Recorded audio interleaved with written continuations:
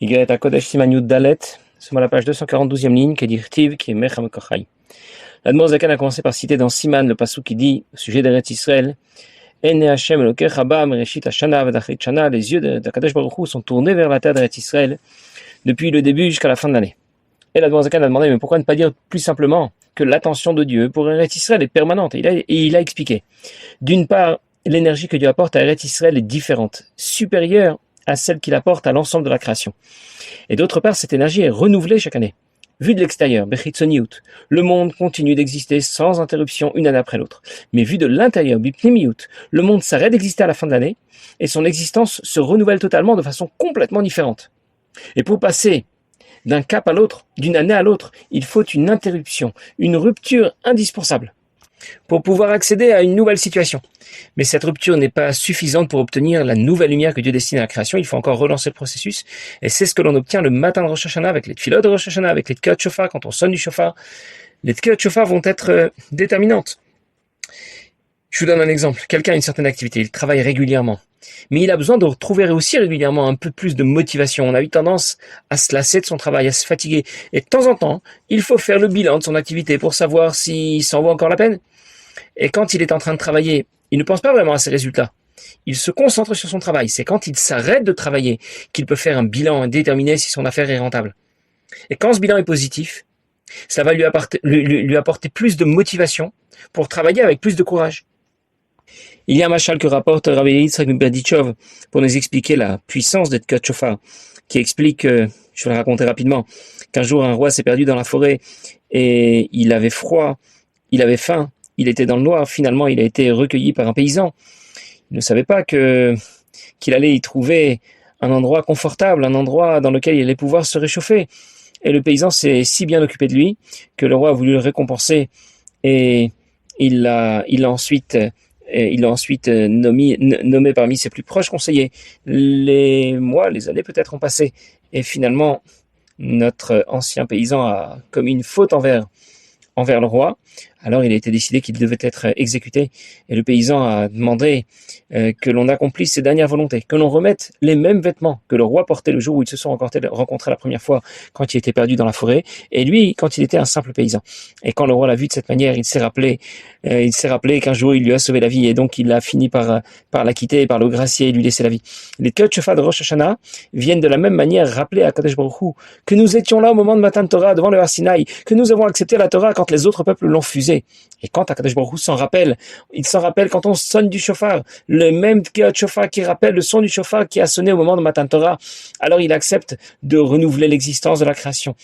Les tkiyot shofar rappellent notre relation particulière, privilégiée avec Akadosh Baruch Hu, et Dieu sera alors motivé pour relancer le processus, renouveler la création cette année.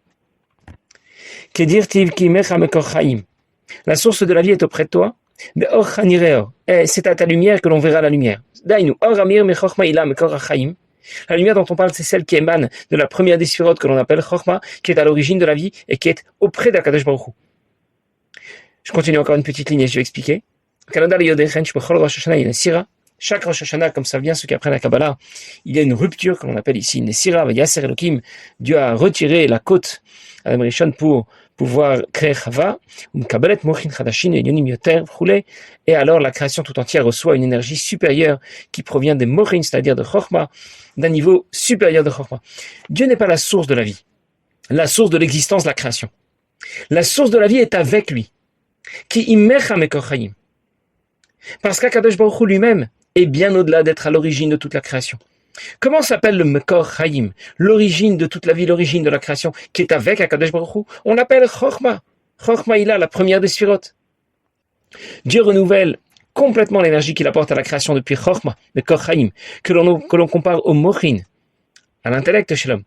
Après la rupture indispensable que nous avons appelée Nesira et dont nous avons déjà parlé la dernière fois. Les Mamarim qui parlent de Rosh Hashanah expliquent que Malchut se déconnecte de Chokhmah le jour de Rosh Hashanah, c'est ce que l'on appelle Nesira, puis un niveau supérieur de Chokhmah se reconnecte à Malchut et c'est ce qu'on va appeler Binyan à Malchut, la reconstruction de Malchut qui permettra finalement à la création d'obtenir l'énergie dont elle a besoin pour exister, pour fonctionner. Comme Adam, le premier homme, qui a d'abord été endormi, à qui on a enlevé une côte, va Yasser, Nessira, et c'est ce qui permettra une nouvelle situation, la création de Chava, qui correspond à Binyan Malchut, qui reçoit tout des sphirotes qui la précèdent, comme une femme qui reçoit tout de son mari. Ainsi, chaque Rosh Hashanah, la création se renouvelle et obtient une lumière supérieure qui n'a jamais éclairé le monde depuis les 6 premiers jours de la création. C'est vrai chaque année, et nous allons dire que c'est aussi vrai chaque mois et chaque jour. Chaque année, c'est une nouvelle année. On peut changer soi-même, changer le monde autour de soi. C'est une nouvelle époque qui commence. Et chaque jour aussi, c'est un nouveau jour. C'est une nouvelle vie qui commence. Ubi brate bratiyut, et de façon plus précise, ken u bechol yom vayom, c'est ainsi chaque jour. Nimshachin mochin elyonim yoter bechol tfilat hashachar, on obtient une lumière supérieure qui va rayonner sur nous, autour de nous, chaque matin, grâce à la tfila que l'on va faire chaque matin. Ce ne sont pas les mêmes de la tfila précédente qui nous ont déjà quittés. Maintenant, c'est une nouvelle lumière qui vient nous éclairer chaque jour grâce à la tfila. Rosh Hashanah, c'est une nouvelle lumière que l'on obtient grâce au tkot shofar, et chaque jour, c'est un nouveau jour, une nouvelle lumière que l'on obtient grâce à la tfila. En d'autres mots, les tkot shofar de Rosh Hashanah sont à Rosh Hashanah ce que la tfila est à chaque jour. Et ce qui fera de chaque année une année complètement nouvelle, ce sont les sons du shofar. Et ce qui fera de chaque jour une journée complètement nouvelle, ce sera la tfila. C'est dire déjà l'importance de la tfila de chaque matin. On raconte que le Rav Gershon Jacobson avait la possibilité de se rendre en Russie à l'époque où c'était particulièrement compliqué et où la vie juive était particulièrement difficile en Russie. Il avait une bonne couverture qui lui permettait de voyager, de faire des allers-retours entre la Russie et les États-Unis. Et il rendait compte régulièrement au rabbi de ce qui s'y passait, de la situation et des difficultés que les Juifs devaient endurer en Russie. Et un jour, plutôt une nuit, il était reçu par le Farbringen. C'était le dernier à être reçu par le rabbi à la fin de toutes les Yechidouyot. Et Rav Gershon Jacobson a fait un compte-rendu détaillé de la situation. Et la situation était terrible. Le rabbi a pleuré plusieurs fois. Et puis, l'aube s'est levée.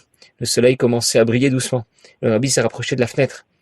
Et après tout ce qu'il avait entendu, on aurait pu penser que quelqu'un qui aurait entendu des nouvelles aussi terribles se serait découragé. Il se serait dit, c'est terminé, la situation est comme cela et on ne peut rien y faire. Eh bien, le rabbi s'est levé, il s'est rapproché de la fenêtre. Il a vu le soleil briller, il a dit, maintenant, c'est une nouvelle journée. Et maintenant, nous pouvons encore agir et nous pouvons faire quelque chose pour que la situation s'améliore. Mais c'est ça que dit le pasuk Tamid ene Hashem Elokecha, toujours les yeux d'Akadosh Baruch Hu sont tournés vers Eretz Israël. Les yeux viennent désigner Chorma, la sagesse. C'est pour cette raison que les Chachamim, les sages, sont appelés les yeux de la communauté. Va vira d'Eretz Israël markim, et que l'air d'Eretz Israël rend intelligent. Le pasuk qu'a cité l'Admour Zaken disait que les yeux de Dieu sont tournés vers Eretz Israël du début à la fin de l'année. Pourquoi parler des yeux de Dieu? C'est que les yeux sont l'expression de la sagesse. Chorma. On peut voir dans le regard de quelqu'un s'il est plus ou moins intelligent. On pourra dire que son regard pétille d'intelligence, ou bien le contraire. Les yeux reflètent ce qui se passe à l'intérieur de notre esprit. Au niveau de Chorma, plusieurs personnes ont raconté que lorsqu'ils étaient reçus en Yechidout par le rabbi, ils ne pouvaient pas supporter son regard, ils ne pouvaient pas le fixer dans les yeux, parce que les yeux sont en rapport avec Chorma, qui est la plus haute des facultés de l'âme. Et c'est aussi pour cette raison que les Chachamim sont appelés Ene Haïda, les yeux de la communauté, et que l'air d'Eretz Israël va rendre plus intelligent, parce qu'Eretz Israël est dans le prolongement direct de la première des Sphirot, Chorma, qui est associée à la sagesse. Et donc ceux qui s'y trouvent ont un potentiel d'intelligence supérieur. Encore faut-il l'exploiter convenablement. On peut l'exploiter dans le domaine des sciences, de la technologie, et faire d'Eretz Israël, qui est un pays à peine plus grand que le New Jersey, en faire un pays à la pointe dans tous les domaines, du high-tech, de la médecine ou des sciences. Ou bien on peut utiliser et exploiter ce potentiel d'intelligence pour étudier la Torah, pour s'investir dans l'étude de la Torah. On raconte que Rabbi Zera, dont on a déjà parlé la dernière fois, avait pris une certaine décision halachique lorsqu'il était à Bavel. Et puis lorsqu'il est arrivé en Eretz Israël et qu'il s'est donc engagé à intégrer la technique très particulière du Limoud du Talmud Yerushalmi, eh bien finalement il a pris la décision contraire à celle qu'il avait prise lorsqu'il était à Bavel. Parce que lorsqu'il est arrivé en Eretz Israël, eh bien il a su exploiter convenablement l'ambiance, l'air, la lumière qui rayonne en Eretz Israël, et ça l'a inspiré convenablement au point qu'il a changé de position, il a changé de décision. Eretz Israël a une position donc très particulière, une puissance spirituelle spéciale. Mais ce n'est pas seulement une question géographique. On peut tout à fait se trouver en dehors d'Eretz Israël et retrouver cette position et cette puissance spirituelle extraordinaire. Ou bien, se trouver en Eretz Israël et échapper complètement à cette position et cette puissance spirituelle. Un jour, quelqu'un a interrogé le Tzemar Tzedek parce qu'il souhaitait faire sa Aliyah. Et le Tzemar Tzedek lui a répondu, marre de Eretz Israël, tu dois faire ici Eretz Israël. Même en dehors d'Eretz Israël, on peut y faire Eretz Israël. On voit bien qu'il y a en Eretz Israël des gens qui pétillent d'intelligence, et puis d'autres qui le sont beaucoup moins. Pourtant, tous habitent en Eretz Israël. C'est donc pas qu'un problème géographique. Rabbi rapporte dans une sikha, dans les Osafot des premiers Halakim, si je ne me trompe pas, que l'on trouve autour de soi l'espace du Gan Eden, Avir Gan Eden, et l'espace du Gehinom, Avir Gehinom. Dans l'espace du Gehinom s'inscrivent toutes les mitzvot que l'on a accomplies. Et dans l'espace l'espace du Gan Eden s'inscrivent toutes les mitzvot qu'on a accomplies. Et dans l'espace du Gehinom, qui se trouve autour de soi, s'inscrivent toutes les avérotes que l'on a pu transgresser. Et donc, il ne suffit pas d'être présent en Eretz Israël pour y profiter de sa lumière et de sa puissance spirituelle. On peut être présent en Eretz Israël et se trouver individuellement dans l'espace spirituel du Gehinom, dans un espace différent et opposé à Eretz Israël. Et donc, on ne peut pas profiter de la puissance spirituelle d'Eretz Israël. Et au contraire, on peut être présent en dehors d'Eretz Israël et se trouver individuellement dans l'espace spirituel du Gan Eden, dans l'espace spirituel d'Eretz Israël. Dans une autre sikha qui parle de l'importance de se rendre sur l'Ohel d'un tzaddik, Rabbi explique qu'à l'endroit où se trouve l'Ohel d'un tzaddik brille une lumière spirituelle puissante qui est comparable à celle qui rayonnait en Eretz Israël à l'époque du Beth Amikdash. Le Rabbi rapporte que lorsque les tzaddikim vont vivre à l'époque du Mashiach, il y aura Triat HaMetim, ils vont se rendre en Eretz Israël, mais eux ne vont pas s'y rendre en avion, ni même sur des nuages. Des souterrains vont les conduire en Eretz Israël. Ces tunnels existent déjà, et ils relient le Ohel de chaque tzaddik à Eretz Israël.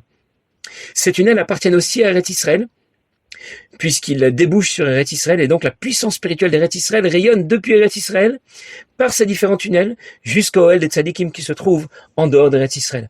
Un tzadik ne va donc pas subir les contraintes de l'exil, et la lumière spirituelle qui va rayonner près du Ohel d'un tzadik ne sera donc pas seulement égale à celle qui brille en Eretz Israël à l'époque de l'exil, mais sera égale à celle qui brille à l'époque du Beth Amikdash en Eretz Israël.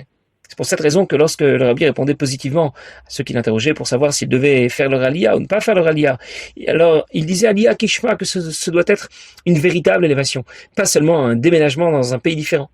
Eretz Israël est une terre particulière qui se prédispose bien sûr à cette puissance spirituelle qui rayonne depuis Chokhmah, mais ce que je voulais dire c'est qu'il ne suffit pas de prendre l'avion pour en profiter. Il ne suffit pas de s'y rendre pour en profiter. Comme on peut aussi révéler cette puissance spirituelle en dehors d'Eretz Israël. Cette lumière avshit midit, même si elle est permanente, mais elle ne reste pas continue depuis toujours. Chaque année, c'est une nouvelle lumière qui rayonne en Eretz Israël et à travers Eretz Israël dans le monde.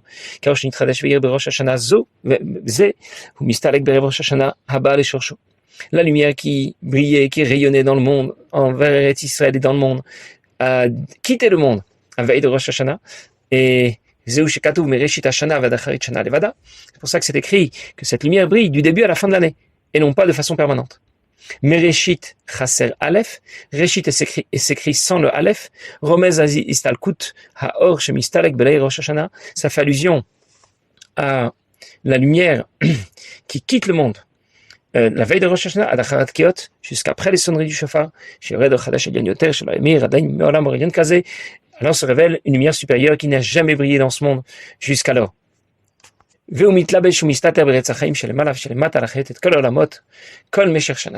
elle va intégrer la création, une nouvelle lumière va intégrer la création tout au long de l'année, mais elle ne l'intègre pas complètement. Tout dépend encore de nos efforts tout au long de l'année,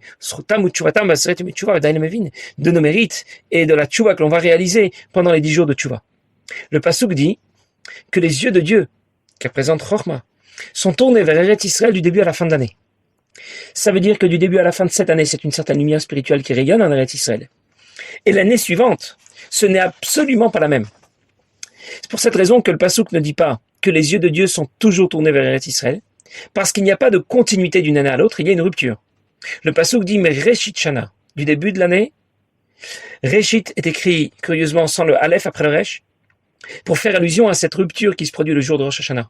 Il y a ce qu'on a appelé un Siluka'or. La lumière de l'année précédente s'échappe, rejoint sa source. Et c'est une nouvelle lumière qui rayonnera cette année quand on sonnera du shofar. Mais ce que l'on obtient Rosh Hashanah n'est pas encore suffisant.